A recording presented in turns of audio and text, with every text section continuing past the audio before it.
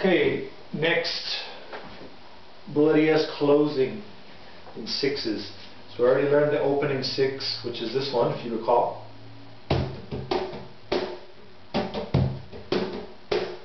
That one that leaves the rhythm up in the air. Now we're going to learn the six that brings it back down. This one's a little more complicated, but it just takes a little practice.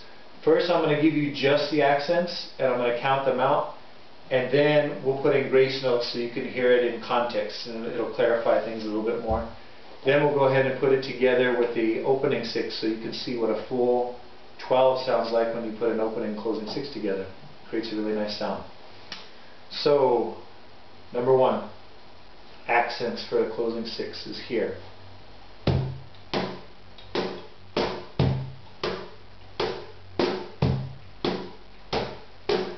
Okay, now this last one I did as a flam. You can also just do it as a regular hit. So I can do.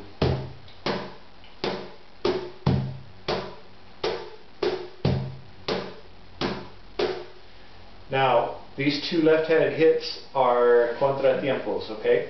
So now I'll count them out for you, and I'll do it a little bit slower. So if I'm counting, I'm doing 1, 2, 3, 4, 5, 6. 1, 2, 3, 4, 5, 6. 1, 2, 4, 5, 6. 1, 2, 3, 4, 5, 6. Okay? Now, putting in the grace notes, I'm just rolling my hands as usual. Rights for the most part are keeping the downbeat. Lefts for the most part are keeping contratiempos. So I'm going.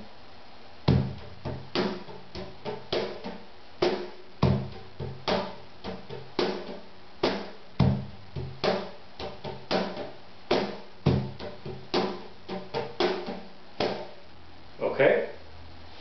Then up to speed it sounds like this.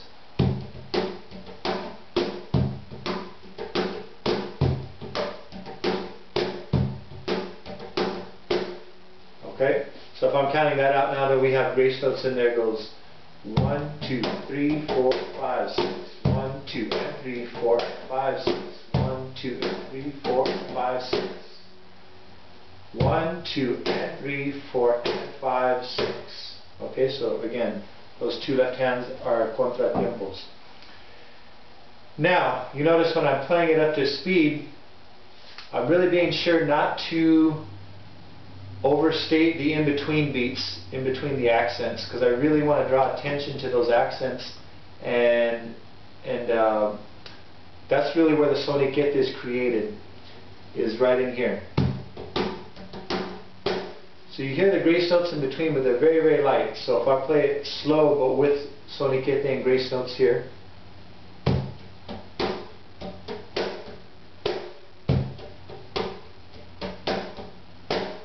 So that's about how hard I'm playing those grace notes. Not very hard at all, actually.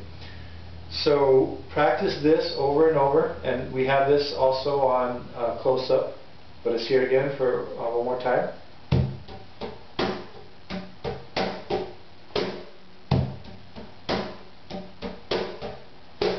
Okay, now let's see what happens when we put an opening six and a closing six together. It sounds like this, done slowly.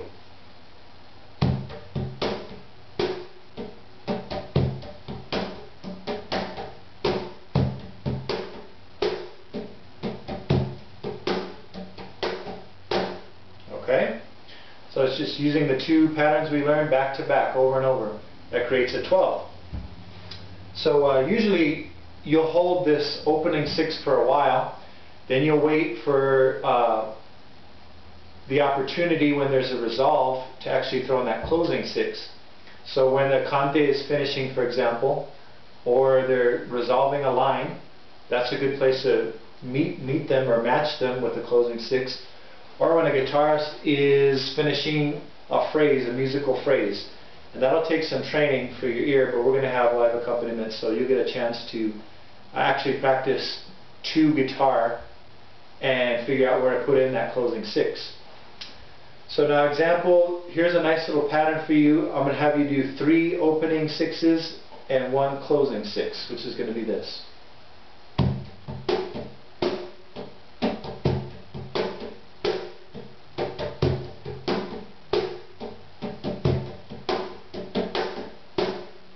Okay? 3 opening, 1 closing. Let's try that again.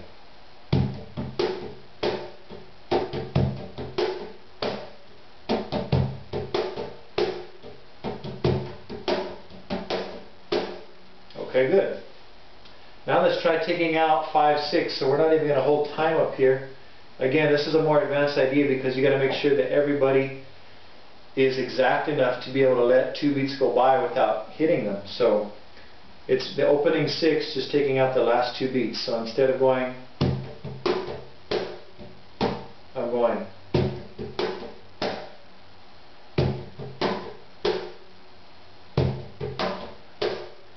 Now put that together with the closing 6, it really opens up the compás. So I'm doing.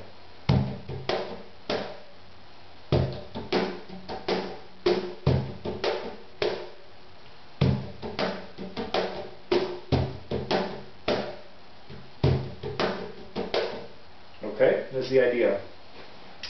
Now let's go ahead and put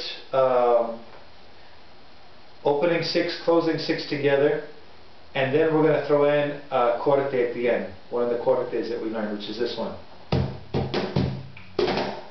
Okay, so we're going.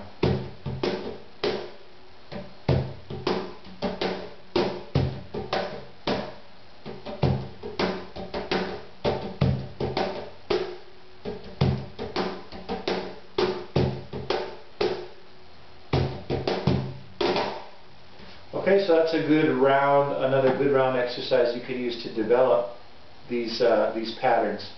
Now we have this on close-up, so you'll be able to look at it very slowly. I realize this closing 6 is a little bit more difficult, but it'll come pretty easily. You just take a little practice. So I'll see you on the next video.